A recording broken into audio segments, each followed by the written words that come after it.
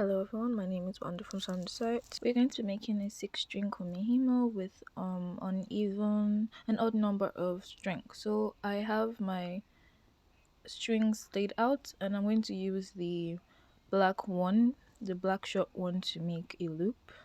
I laid out the 3 odd number strings and now I am going to use the black color one to make a loop. I've finished that and I'm going to make a square slash box knot, a square knot now. This is actually one of the hardest things for me to do in a Kumihimo bracelet. Make sure to pull out your ends properly so they don't stick out.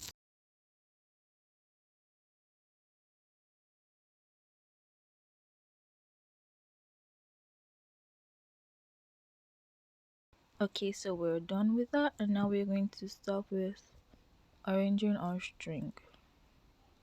And I have a link to the Kumihimo disc in the description below, just in case you don't have one already. You can get it through my link. So we have 2 strings of blue. So we'll start with 2 strings of white because I want that to be the first. Then leave 3 spaces.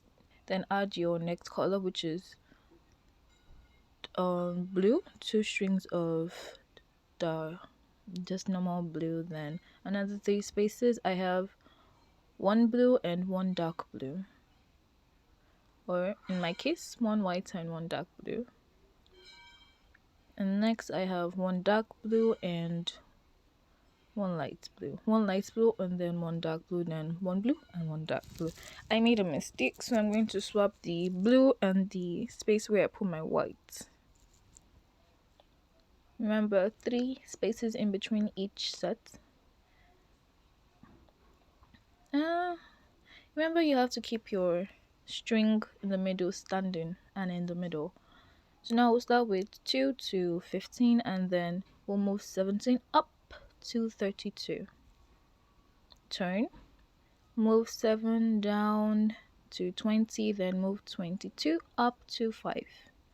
Turn, anti-clockwise, then pick 12 and move it down to 25, then 27 up to 10. Turn, move 16 down to 31 and then move 1 up to 14. Turn, move 21 down to 4 and then move 6 up to 19. Turn, move 26 down to 9 and move 11 up to 24. Turn, move 32 down to 13 and then move 15 up to 30. Turn and then 4 down to 18, 20 down to 3. And this is what it looks like. It's already coming out well, and I'm just going to jump to when I snip my loop. When I've done like a few more rounds, I'll just snip it off like I'm showing you here, and then I'll just continue to weave as I go. So I have secured my string to make sure that it doesn't come off just because they're odd, or because I couldn't fold them in two. So I just made I just left a little extra from my loop, then I'll weave it in and chop it off.